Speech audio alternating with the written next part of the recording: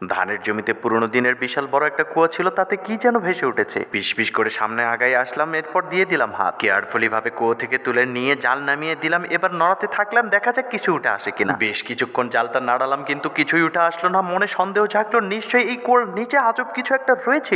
পানি তো বুদবুদ করছে, মনে হচ্ছে কিছু একটা উঠে আসবে, এই জন্য বসি নামিয়ে দিলাম। তারপর বাড়ি থেকে ছোট্ট একটা ওয়াটার পাম্প নিয়ে আসলাম, কারণ এই কুয়োটা সেকে দেখতে হবে। বড়শি তো ফেলে রেখেছিলাম, কিন্তু বসিতে কিছুই উঠে আসেনি, এই জন্য আরো চিন্তিত হলাম। দেরি না করে পাইপটা কুয়োর ভিতরে নেমে দিয়ে সেকতে শুরু করলাম। দেখা যাক কতক্ষণ লাগে সেকতে। এই ফাঁকে চলুন বন্ধুরা, আমি একটা জাল ফেলে রেখেছিলাম, সেখানে মাছ আটকে গেছে কিনা সেটা দেখে আসি। মাছ ধরার অনেক শখ, তাই তো ছোট্ট এই জালের ভিতর একটা কাঁকড়া ঢুকিয়ে দিলাম। তারপর জালটা পানিতে রেখে কিছুক্ষণ ওয়েট করার পর আবার এসে এমন কিছু দেখলাম যা দেখে তো আমি অবাক। আর যাদের বন্ধুরা দেখুন, এই ছোট্ট জালে ঝাঁকে ঝাঁকে মাছ উঠে এসেছে। মাছ নিয়ে বাড়ি যাচ্ছিলাম, আর হঠাৎ দেখি রাস্তার পাশেই একটা কুয়োতে অনেকগুলো মাছ মরে উঠেছে। কি জন্য এই মাছগুলো মরে ভেসে উঠলো সেটাই দেখার পালা। হ্যান্ড জাল নিয়ে সমস্ত মাছগুলো উঠিয়ে নিলাম। দেখলাম মাছগুলো এখনো টাটকা রয়েছে, বেশিক্ষণ হয়নি এগুলো ভেসে উঠেছে। এখানেও ছোট্ট একটা মোটর নিয়ে এসে সেট করলাম, এই কুয়োর পানি সেকে দেখবো এর নিচে কি রয়েছে। তবে আমার বন্ধুরা যদি আল্লাহ এই সুন্দর ছবিতে লাইক দিয়ে চ্যানেলটি সাবস্ক্রাইব করে দেবে, আমার জন্য কমেন্টে লাভ পাঠিয়ে দিয়ে আল্লাহু আকবার লিখে, তাহলে নিশ্চয়ই এই কুয়া থেকে আজব কিছু একটা বের হবে। আর আমার বন্ধুরা লাইক করে দিয়েছে বলে এই কুয়াটা দ্রুত শুকানো হয়েছে।